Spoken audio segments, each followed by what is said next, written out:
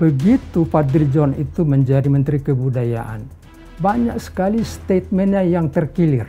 Menteri Kebudayaan Fadlizon menyatakan bahwa Anda sebenarnya tidak masuk ke dalam tim, hanya diajak diskusi saja. Nah, respon Prof. Hari gimana nih? Itu pernyataan yang kekanak-kanakan, kalau boleh saya katakan demikian. Tidak ada bernasnya. Informasinya juga katanya proyek IKN juga ditulis ulang dalam sejarah di jilid 10 itu. Betul atau tidak? Sesuatu yang on the making itu terus masuk dalam buku sejarah. Menurut Anda ini memang kejar target? Saya pikir iya, karena mungkin ingin membuat legasi gitu ya. Kalau menurut Anda sebenarnya apa urgensinya kemudian pemerintah kemudian punya niatan atau sedang melakukan penulisan ulang sejarah? Ada sesuatu ya, niat pemerintah bukan murni memutakhirkan data. Tapi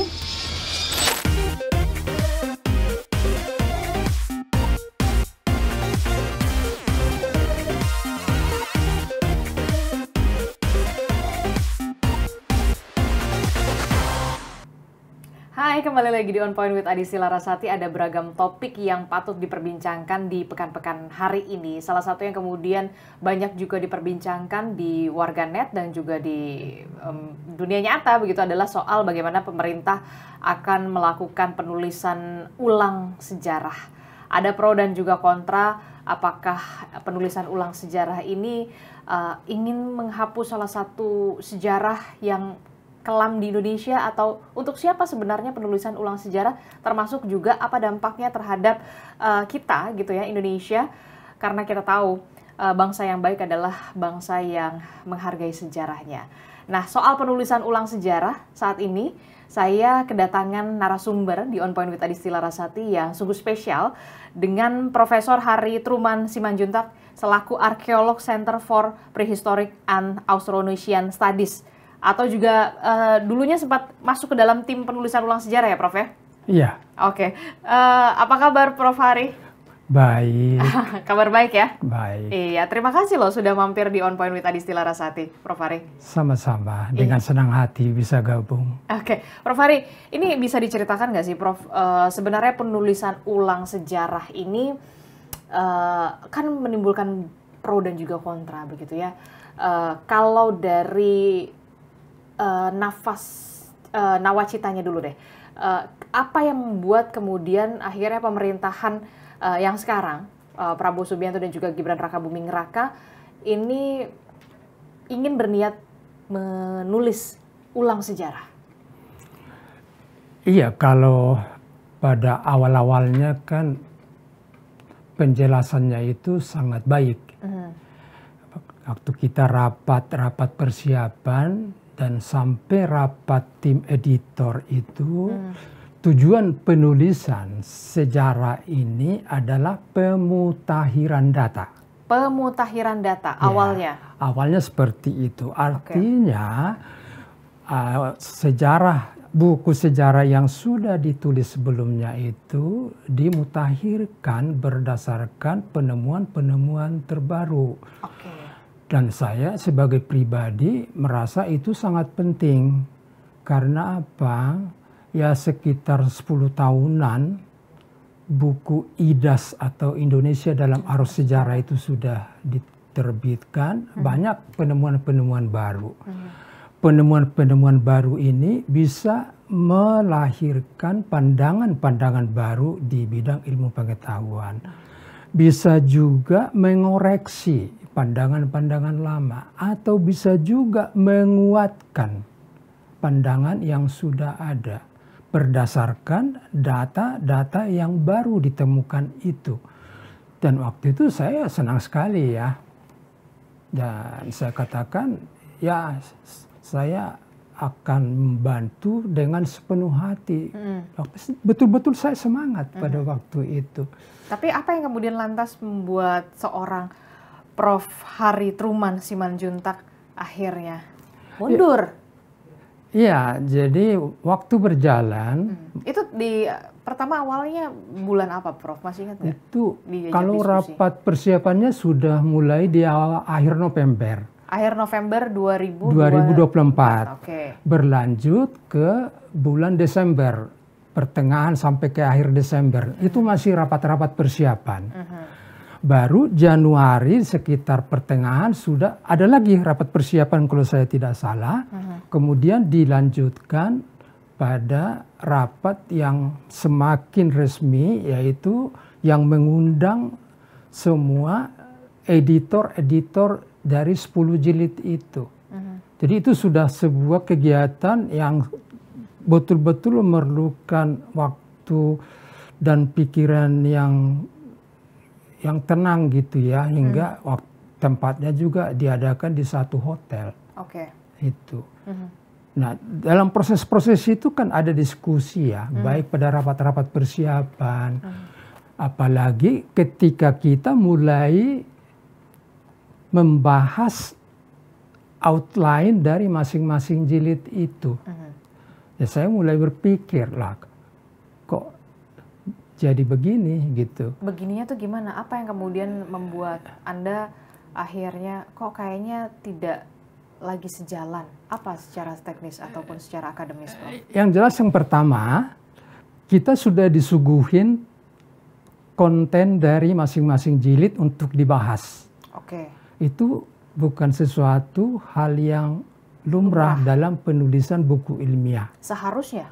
Harusnya itu diserahkan sepenuhnya kepada editor masing-masing jilid. Apalagi untuk prasejarah, tentu editor prasejarah dong yang menyusunnya. Nggak mungkin sejarawan yang menyusun itu. Oke, jadi Anda sudah disodorkan outline-nya? Sudah disodorkan. Dan saya kaget loh kok sudah begini gitu. Dan saya coba lihat overview gitu. Ya jauh sekali dari konten prasejarah yang sesungguhnya state of the art prasejarah Indonesia itu seperti apa. Berbeda sekali dengan yang mereka susun. Yang kedua, mestinya kan ada diskusi-diskusi atau semacam seminar mengundang para pemerhati sejarah, para ahli sejarah untuk memantapkan sebuah konsep penyusunan. Ini semua diambil alih oleh editor umum itu bersama pejabat dan Menteri Kebudayaan di situ itu. Fadlizon. Nah, jadi kita kaget di situ tuh. Jadi itu aja sudah dua kejanggalan bagi saya. Yang ketiga, mereka juga mengatakan kalau penyusunan buku ini Indonesia sentris. Indonesia sentris, saya berpikir panjang. Ilmu itu harus netral. Harus jujur, harus terbuka. Kalau salah, katakan salah. Entah siapapun yang salah. Entah Indonesia atau pihak mana saja, katakan salah. Kalau benar, katakan benar. Kita tidak bisa membohongi yang salah. Yang benar menjadi salah. Yang salah jadi benar itu. Ya, itu suatu keanehan juga.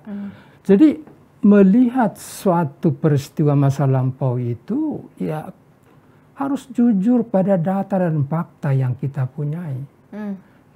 Ya, kalau misalnya ada penjajahan yang menyengsarakan rakyat, katakanlah itu sebuah penjajahan.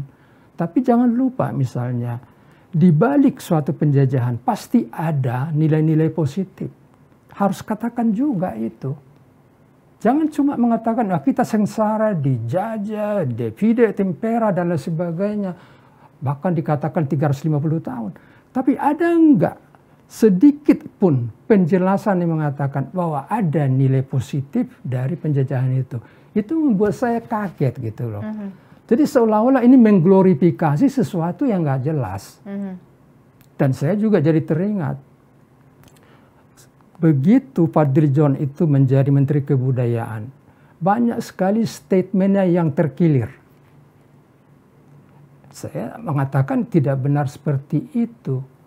Dan saya di beberapa kesempatan saya katakan ya tidak seperti itu. Dan Anda sempat melayangkan protes kepada pihak dari Kementerian Kebudayaan ataupun kepada Menteri Kebudayaan itu pada saat itu, Bung Fadlizon? Nah, pada rapat dengan tim editor sore-sore waktu itu, saya katakan karena diberi kesempatan untuk sama moderatornya untuk siapa yang mau menyampaikan pertanyaan atau pendapat gitu. Saya sampaikan di situ itu. Lantas? Ya waktu itu menterinya bilang waktu selesai gitu ya, salaman gitu, sorry ya saya harus menyatakan apa adanya. Saya katakan, oh nggak apa-apa itu biasa gitu. Tidak ada masalah di situ itu waktu itu. Tapi kemudian berlanjut lagi pada rapat-rapat seterusnya gitu. Nah, akhirnya kita berdebat, terutama menyangkut penggantian prasejarah menjadi sejarah awal. Ini sudah menyangkut konsepsi penulisan. Jadi sebenarnya bentuk protes terhadap substansi atau kemudian metodologi penulisan ulang sejarah? Ya, paling tidak dua hal yang saya kritik habis-habisan. Satu menyangkut konsepsi dari sejarah itu sendiri. Hingga mereka menggantikan prasejarah dengan sejarah awal. Yang kedua prosesnya yang saya sampaikan tadi, itu beberapa poin masih ada, belakang masih ada poin-poin lainnya. Jadi kita harus tahu yang namanya sejarah sebagai ilmu pengetahuan itu punya keterbatasan bidang studi, bukan menyangkut semua kehidupan manusia dalam hal ini di Indonesia.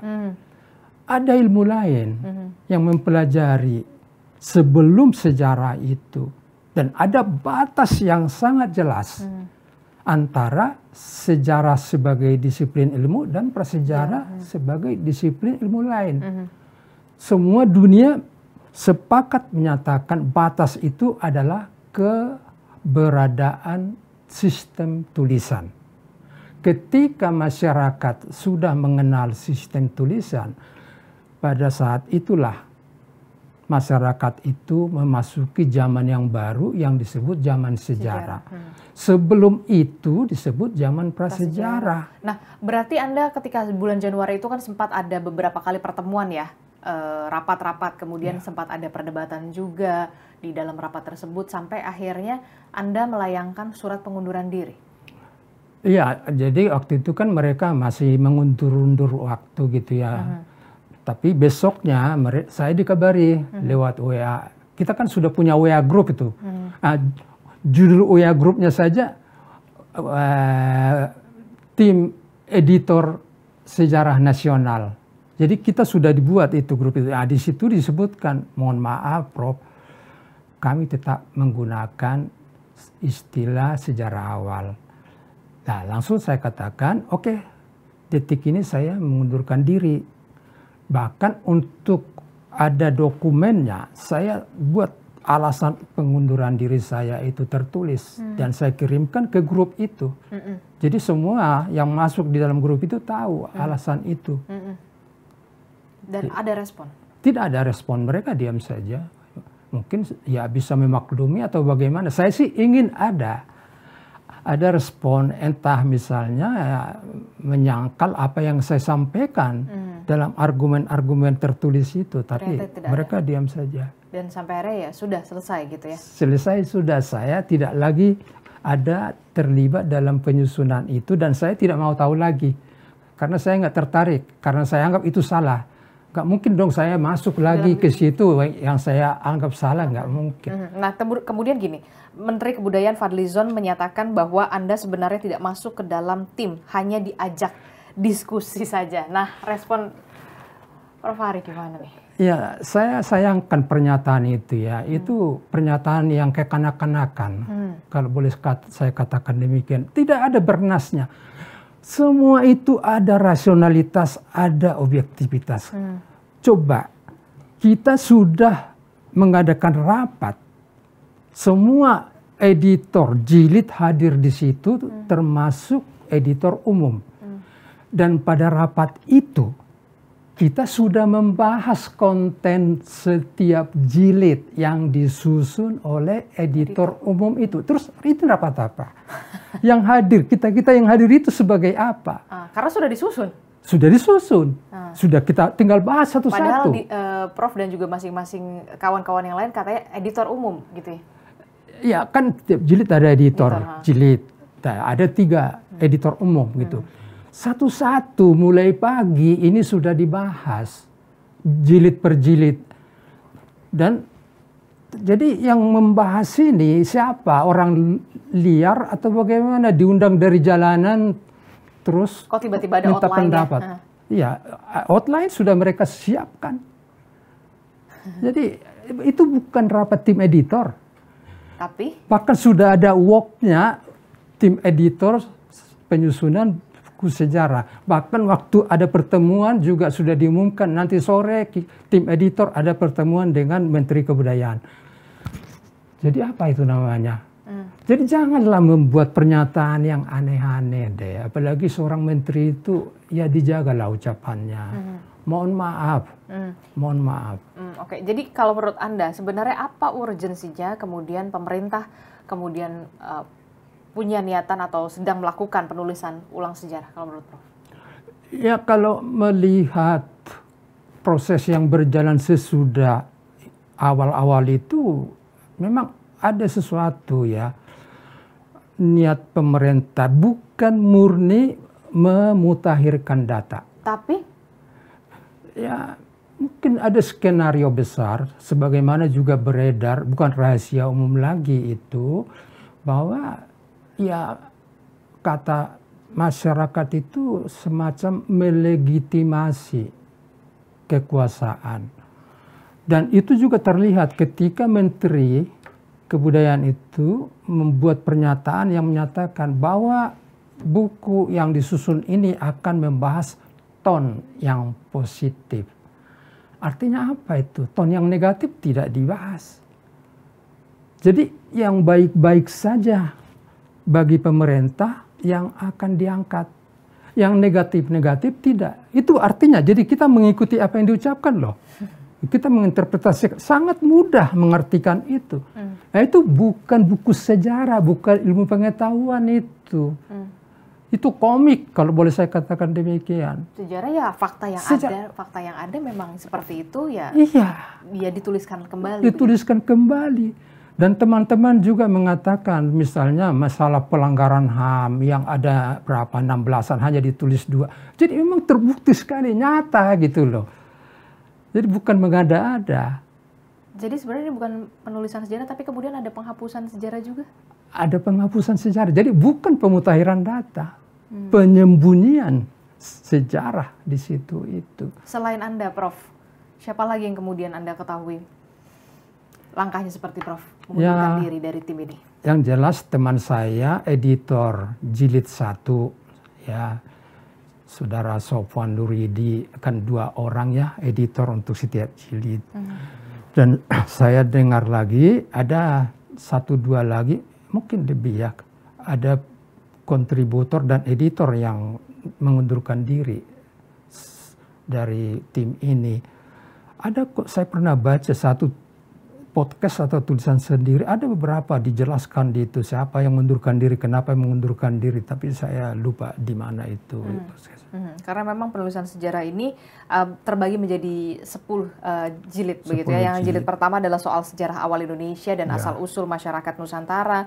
Kemudian juga sampai ke jilid 10 adalah masa reformasi 99 sampai 2024. Kemudian di jilid 9 sebelum jilid 10 itu ada era Orde Baru. Era Orde Baru itu 1967 sampai 1998. Sebelumnya kan Prof juga tergabung dalam ini ya, menulis juga ya di IDAS itu ya, Prof. Iya. Butuh waktu berapa lama waktu itu IDAS sampai sebenarnya selesai sempurna akhirnya di launching? Butuh berapa waktu? Saya masih ingat kita mulai tahun 2002. 2002. Nah, buku itu terbit tahun 2012. Artinya ada 10 tahun. 10 tahun Prof, ya, untuk kemudian bisa terbit mulai dari awal. Jadi 10 tahun itu proses penyusunannya sampai terbit.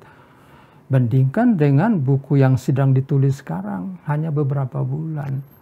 Itu pun waktu itu targetnya berapa lama itu Prof yang penulisan ulang sejarah ini? Ya, waktu kita rapat di bulan Januari itu dikatakan harus selesai bulan Juni. Ya kalau dihitung Januari ke Juni ya 4-5 bulan gitu ya, 5 bulanan gitu. Kurang dari setengah tahun. Kurang dari setengah tahun. Padahal yang sebelumnya bahkan Anda dan juga tim 10 tahun. 10 tahun. Ideal nggak yang sekarang menurut Anda? Sama sekali tidak ideal. Jadi yang 10 tahun itu kita sering diskusi, rapat, semua tim editor kita bahas, bahkan kemajuan-kemajuan kita bahas. Nah ini saya nggak bisa membayangkan, dan saya katakan juga waktu itu dalam rapat, ya ini terlalu singkat. Ya kita kan berpengalaman juga menyusun buku, tidak semudah yang kita bayangkan. Betul. Tapi sang editor umum mengatakan, lah ini arahan dari menteri seperti itu ya kita harus selesaikan bulan Juni.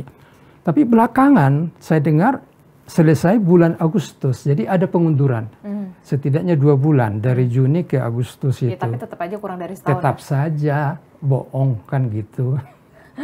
Menurut Anda ini memang kejar target? Saya pikir iya, karena mungkin ingin membuat legasi gitu ya. Pas momen perayaan kemerdekaan Indonesia bisa diluncurkan buku itu. Dan saya dengar ketika rapat umum di DPR sendiri tidak setuju. Harus buru-buru seperti itu, harus selesai bulan Agustus. Idealnya itu berapa lama sih, Prof? Ya tergantung juga kesediaan data. Tapi kalau disebut pemutakhiran data mestinya ya minimal 4-5 tahun supaya bagus. 4-5 tahun? Ya, kan harus, satu periode ya? Satu periode. Kan harus melalui diskusi-diskusi iya, kan. Jangan sampai kemudian ya yang sejarah benar-benar utuhnya malah tidak tampil.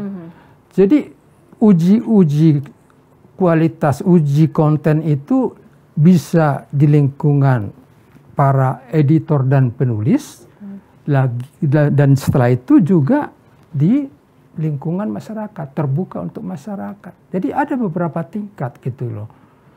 Jadi kita jangan merasa paling tahu, paling pintar, terus kalau kita sudah tulis ya sudah oke. Ya kita harus dengar juga dari para masyarakat bagaimana pendapat mereka tentang yang kita tulis itu gitu. Prof, ini kan kalau tidak saya baru baca lagi, kemudian jilid 10 itu adalah masa reformasi di tahun 99 sampai 2024. Informasinya juga katanya proyek IKN juga ditulis ulang dalam sejarah di jilid 10 itu. Betul atau tidak? Saya dengar begitu, bahkan ada satu penulis saya dengar seperti itu ya, jadi saya nggak mau meneliti itu, yang mengundurkan diri karena diminta menulis tentang IKN. Ya, dia diminta tidak untuk menulis soal IKN. Ya kita bisa memaklumi lah, kalaupun dia mengundurkan diri itu karena ada dasar yang kuat. IKN sendiri sekarang masih dalam proses pembangunan. Dan terus belum final. Mau menulis apa? Ya mestinya itu semacam apa? Pemberitahuan ke masyarakat saja, berita koran. Wah IKN sekarang kemajuannya seperti ini. Bukan buku ilmiah, buku sejarah. Nanti kalau sudah selesai, ya baru bisa masuk ke dalam buku sejarah. Jadi nggak pantas lah sesuatu yang on the making itu terus masuk ke dalam buku sejarah. Untuk apa harus ditulis itu? Kan cukup di masyarakatkan aja ke publik itu melalui media apa segala. Sekarang proses dan tahap pencapaian pembangunan IKN itu sudah sampai ini sampai itu. Selesai sudah. Tidak perlu dalam buku ilmiah seperti itu. Terlebih ya itu di masa pemerintahan Joko Widodo pada saat itu, dan beliau juga sampai sekarang masih bahkan masih aktif di politik kan ya. Jadi ya sudahlah, tunggu dulu, nggak ada yang mengejar. Sampai terwujud benar-benar. Sampai terwujud dan sudah operasional. Itu kita banggakan nanti kalau itu sudah operasional dan memang menjadi legacy benar-benar seutuhnya. Bisa menguatkan keindonesiaan kita, IKN itu, ya kita akan bangga. Tapi kan kita belum tahu, masih dalam proses. Setahu Anda berarti di jilid 10 itu juga ada editor umum yang kawan Anda yang kemudian mengundurkan diri? Ya, itu membahas soal masa reformasi dari 99 sampai 2024. Saya dengar begitu. Saya tidak terlalu menyelidiki siapa yang mengundurkan diri itu. Lebih baik saya bekerja untuk yang lain daripada harus mencari-cari, ini siapa yang mengundurkan diri, tidak. Jadi sebenarnya penulisan ulang sejarah itu ditulis ulang atau kemudian ada sebagian yang dihapus? Sebetulnya istilah itu saja sudah salah. Jangan ditulis ulang. Ditulis ulang artinya buku sejarah yang ada itu tidak benar kalau ditulis ulang. Tapi seharusnya pengertiannya gitu. Yaitu tadi update data, pemutakhiran sejarah Indonesia itu sudah benar. Tapi kalau disebut menulis ulang sejarah nasional Indonesia, ada sesuatu yang nggak benar pada buku yang sebelumnya. Ada yang salah lah gitu ya. Ya kita juga harus pilih lah bahasa yang betul-betul tepat untuk pengembangan ilmu pengetahuan. Ini bisa mengubah cara berpikir atau perspektif dari para generasi muda kita. Generasi muda. Ya itu kan kesannya jadinya bagi yang baca itu, loh ternyata sejarah yang sudah disusun itu tidak benar. Bisa saja begitu image dalam pikiran mereka gitu. Oke. Terakhir Prof, ada ungkapan sejarah adalah cerita para pemenang. Ya, Anda menilai penulisan ulang sejarah yang sedang dilakukan pemerintah ini kebutuhan, kepentingan atau seperti apa? Ya itu jadi kabur semuanya. Kabur bukan untuk tujuan yang murni mengembangkan sejarah kita, mengetahui yang belum kita tahu, dan mengoreksi yang sebetulnya tidak demikian. Jadi ini berbelok kelihatannya sih semacam apa ya.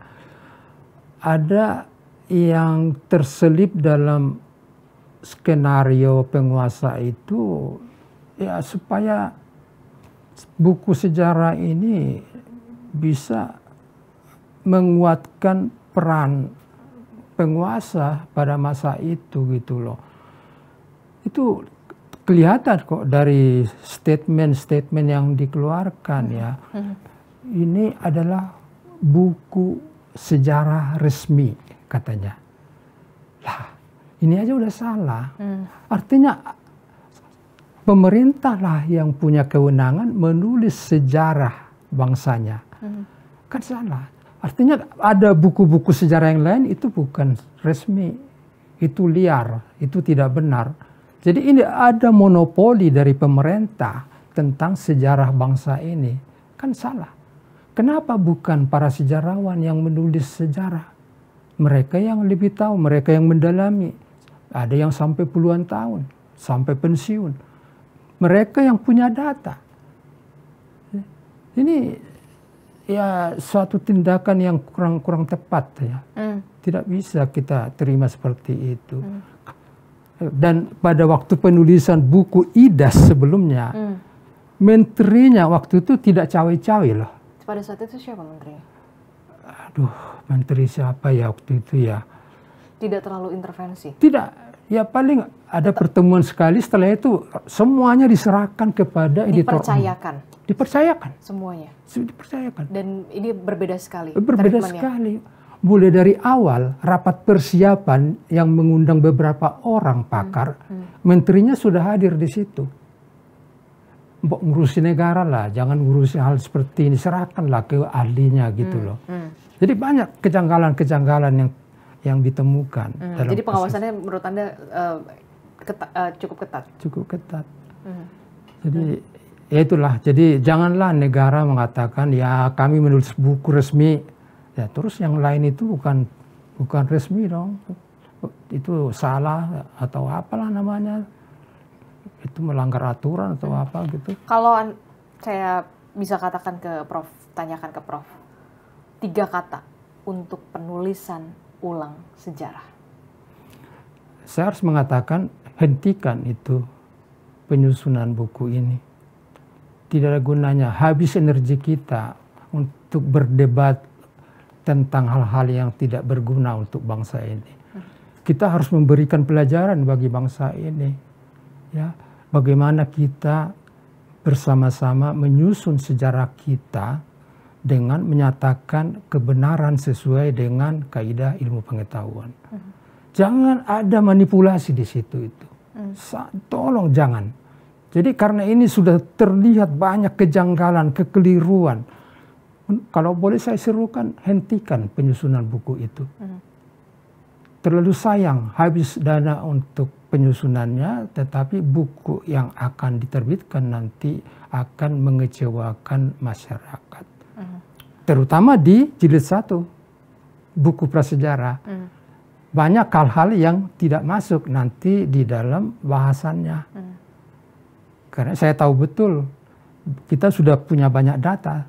Termasuk juga yang 98 juga kan peristiwa 98 juga menuai pro kontra begitu ya. Itu kan juga ramai juga. Ramai sekali, sampai sekarang juga masih di demo kan, itu di mana-mana. Oke, terima kasih Prof. Hari Truman Simanjuntak sudah bergabung di On Point, membagi perspektifnya dan juga ceritanya soal bagaimana penulisan ulang sejarah. Anda sempat bergabung, tapi kemudian mengundurkan diri di Januari 2025. Terima kasih Prof. Sama-sama. Sehat selalu. Salam sehat. Oke, nah itu tadi perbincangan kita soal bagaimana penulisan ulang sejarah yang kita tahu pemerintah saat ini di bawah Kementerian Kebudayaan memang tengah melakukan penulisan ulang sejarah begitu ya. Walaupun kemudian kita tahu ada pro dan juga kontra. Kita akan jumpa lagi di episode selanjutnya On Point with Adisila Rasati. Terima kasih.